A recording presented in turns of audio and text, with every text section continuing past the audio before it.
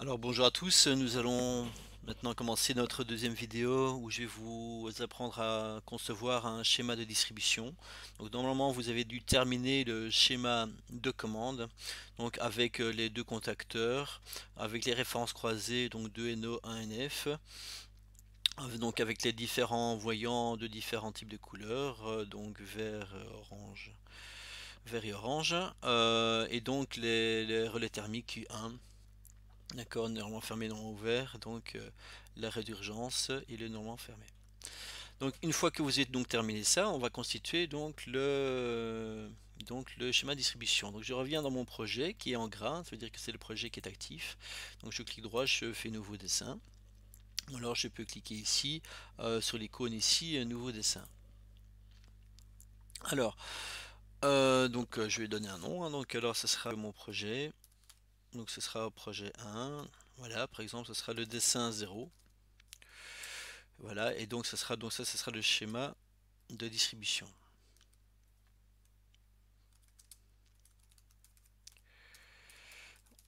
Voilà, vous donnez un nom le nom que vous avez envie. Donc la distribution, donc ça sera le schéma de distribution. Vous avez ici dans la localisation, donc là où ce sera enregistré, donc bien sûr dans le projet, et vous avez donc le gabarit qui comporte donc mon cartouche. Donc attention à bien toujours le placer dans le code. Alors nous allons donc affecter donc le code projet OPS1 à ma page de travail, donc AP1 pour l'armoire principale 1 et CP pour le code pour mon panel contrôle de mon code de localisation. Nous allons affecter la feuille, le numéro de feuille 0 à mon dessin. Je clique sur OK. Je dis oui. Et là, j'ai bien ma fenêtre ici donc qui a été créée avec mon cartouche et je vais donc bien affecter donc les propriétés du projet à mon dessin. Je vais cliquer ici sur liaison multiple. Sur liaison multiple, je vais prendre un espacement de 10 à la verticale et à l'horizontale. Je vais partir d'un espace vide à la verticale. Je vais bien prendre un nombre de fils de 3. Je clique sur OK. J'active ici donc ma résolution et j'arrive ici dans la zone I. Mon réseau triphasé, donc en commandant R dans la ville de commande, Enter, et donc ici j'ai maintenant donc mon réseau triphasé qui est donc il n'est plus croisé. Donc je clique, voilà mon réseau triphasé. À partir de là, je vais commencer à insérer mes différents types de composants. Donc dans mon menu d'icônes, donc je vais insérer par exemple un disjoncteur magnétothermique avec différentiel par exemple, hein, le voilà. Oui, en fait ici j'ai pris ça dans mon raccourci, mais pour le trouver, donc vous l'avez dans disjoncteur ici, disjoncteur tripolaire, pardon, tripolaire. Et donc vous avez le disjoncteur magnétothermique avec des différentiels donc, qui est ici. Donc je vais par exemple le placer en G, voilà, je le place ici en G, et je vais le basculer vers la droite. Donc chose importante en fait quand vous l'insérez, faites attention de bien être dans une facteur d'échelle de 1. Alors, aussi, pour ne pas avoir les composants trop gros. Alors voici, hein, donc le repère du composant, donc Q1 a été utilisé, donc on va le placer en Q2. Alors si vous le laissez en Q1, de toute façon il donnera donc un message d'erreur. Donc ça c'est disjoncteur magnétothermique avec différentiel, on pourrait écrire ici une description. Je vais rechercher dans le catalogue donc le composant. Donc ici par exemple si j'ai envie d'avoir un avec un 300 mA par exemple, hein, voilà dans la recherche ici, vous voyez il y en a de plusieurs types, hein. Donc par exemple moi ici je vais prendre voilà, donc peu importe, hein, vous voyez vous en avez plusieurs. Je vais en choisir un. Voilà, le plus gros, donc avec 40 ampères maximum, donc ça peut aller de plusieurs, donc 40 ampères avec un déclenchement à 0,3 mA par exemple, hein. Donc voilà, donc j'ai ici donc ici de fabricant Allen Bradley, d'accord. Ici il me propose pas de broche, donc je vais d'accord en insérer, donc 1, 2, donc pour le d'accord pour les broches. Donc vous avez ici donc ici mon composant donc qui est installé. Alors on voit que j'aimerais bien mettre aussi des numéros de broche ici pour le deuxième et le troisième contact de mon disjoncteur magnétothermique avec différentiel. Donc je clique ici sur mon deuxième composant, je clique droit et je fais modifier composant, et donc je vais au niveau des broches indiquer donc 3 4 et je fais OK. Et pareil pour le dernier, je clique droit, modifier composant 5 6 et je fais OK. Voilà, donc ceci c'est fait. Donc après je vais sélectionner donc ici sectionneur mon sectionneur. Donc alors pour trouver un sectionneur, ben, donc je vais dans disjoncteur. Par exemple, je vais prendre un sectionneur aussi ici. Un sectionneur de puissance, là aussi, hein, donc c'est sectionneur de puissance. Alors je peux avoir des sectionneurs avec un pôle, deux pôles, trois pôles avec semi-conducteur. Oui, alors je vais regarder ce que j'ai d'autre parce que c'est pas exactement celui-là qui me faut. Attendez, hein, donc ici donc ici, voilà, sectionneur tripolaire, c'est ici que je voulais aller. Donc dans sectionneur tripolaire, voilà, ici par exemple, je vais prendre un sectionneur tripolaire qui est ici. Voilà, je vais l'insérer donc dans mon folio, par exemple en D, voilà, en D, tac, et je vais vers la droite, et voilà mon sectionneur qui est placé, qui sera donc maintenant en Q3. Donc pareil, hein, donc là je peux mettre des numéros de broche, et ainsi de suite. Alors, donc ceci, donc il est placé, donc bon, alors pour être complet, je vais vite affecter aussi mes broches du deuxième contact.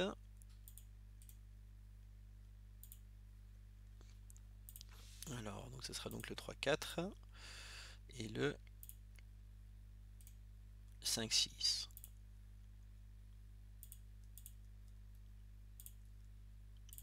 Donc là aussi, hein, vous pouvez aller rechercher, enfin vous devrez faire dans le projet, rechercher dans le catalogue le sectionneur donc adapté à mon schéma. Alors maintenant, nous allons réaliser ici, nous allons mettre trois voyants, donc trois voyants trois témoins de présence de tension, donc au niveau des voyants. Donc toujours dans le menu d'icônes. Donc je vais dans le menu d'icônes et je vais ici placer les voyants. Alors pour les voyants, donc ici on va prendre des voyants standards, hein, par exemple des voyants verts.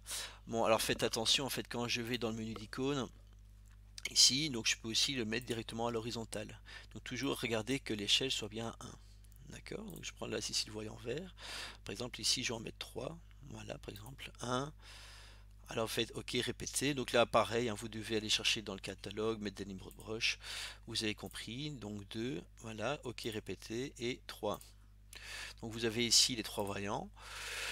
Alors les trois voyants, une fois qu'ils sont mis, ben, il faut les connecter donc au réseau. Donc là ici, je peux reprendre la liaison multiple. D'accord. Et donc là, je peux par exemple le prendre d'un composant, plusieurs fils. D'accord. Donc je reprends. Donc quand vous êtes ici, ben, vous allez dans liaison multiple. On va donc prendre comme point de départ composant, donc du composant. Alors en vertical, en fait, le composant est supérieur à une distance de 10, hein.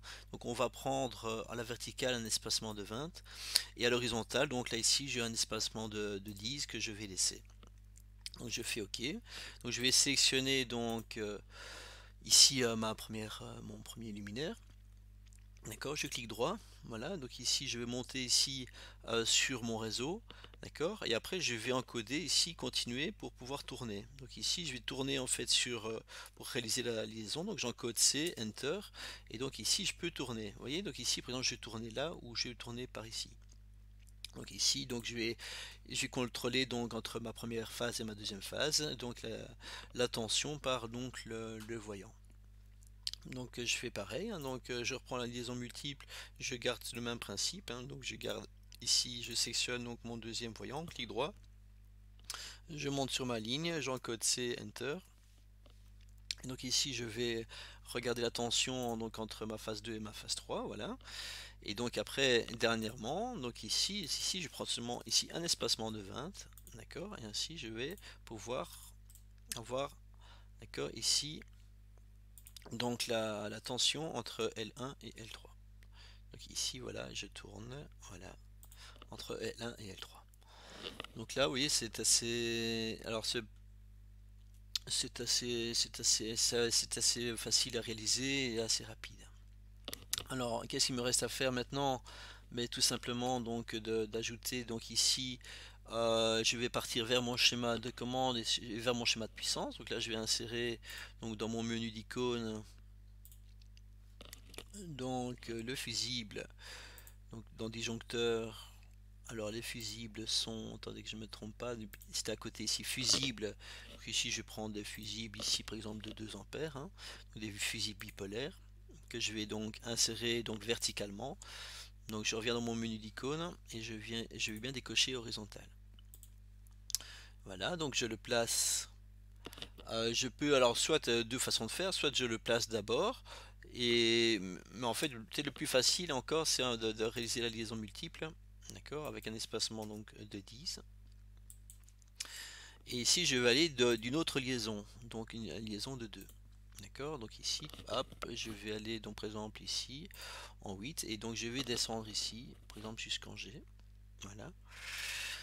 Et là je vais insérer donc dans mon menu d'icône donc mes deux fusibles que je vous ai dit. Voilà. Donc bien la verticale, mes deux fusibles, voilà, que je place par exemple en F, voilà, à droite, mes deux fusibles qui sont ici. Donc voilà, donc il s'appelle par exemple F1. Très bien, donc je vais ici mettre donc des fusibles ici donc dans recherche catalogue, hein, toujours faire des recherches, donc des fusibles de 2 ampères par exemple. Voilà, hop. Donc je fais la petite loupe pour rechercher. Et donc voilà, des fusibles de type AM. Donc vous voyez, il y a plusieurs types ici donc pour placer dans mon schéma de commande. D'accord, donc ici 2 ampères, voilà, ici je peux des fusibles rapides, comme ce sont comme il n'y a pas de moteur derrière, ça peut être des fusibles GG. Voilà.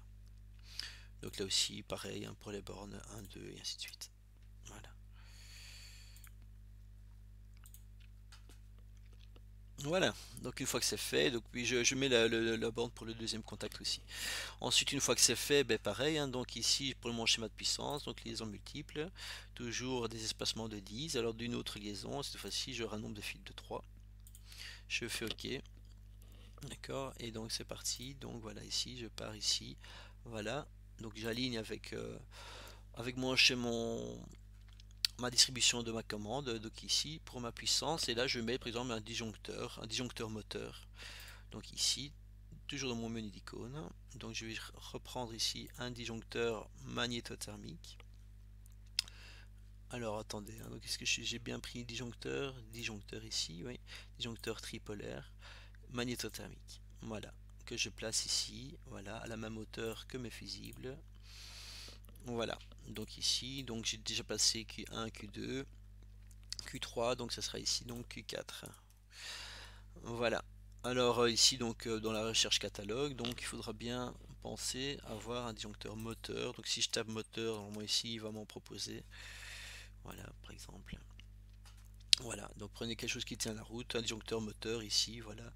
Bon, 40 ampères, c'est déjà des gros moteurs, mais bon. Voilà, prenez voilà 4 ampères, voilà. Faites OK. Donc là il me propose directement donc des numéros de borne chez Télémécanique, c'est parfait. OK. Je mappe à la référence. Voilà, donc ici donc j'ai terminé donc mon schéma de distribution. Donc qu'est-ce qu'il me reste à faire maintenant? Donc c'est de lier donc mon schéma de commande vers mon schéma, ça c'est le schéma de distribution, donc vers mon schéma de commande qui est ici.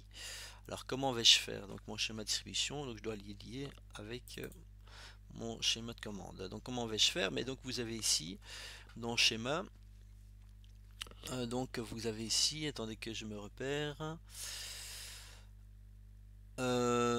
flèche source ici. Donc vous avez flèche source, flèche destination. Donc ici la source, donc ça sera ici la source. Je vais ici encoder donc deux flèches, d'accord, qui iront vers mon schéma de commande. D'accord, donc je vais sélectionner l'extrémité du fil source. Donc je vais cliquer ici sur l'extrémité. Je vais choisir un code, hein, par exemple le code, ça peut être n'importe quoi, hein, par exemple liaison vers schéma de commande. Ok. Alors donc voilà, donc je fais OK. Hein. Voilà. Donc là, ainsi la flèche de destination correspondante maintenant, non, on peut le faire encore plus tard, hein. Donc regardez ici, mes trois petits points, c'est-à-dire qu'il ne sait pas où il doit aller, donc où est-ce que je dois aller. Mais donc je vais aller ici dans mon, d'accord, dans mon schéma de commande. Donc ici, je vais réaliser ici, maintenant je vais prendre la flèche de destination.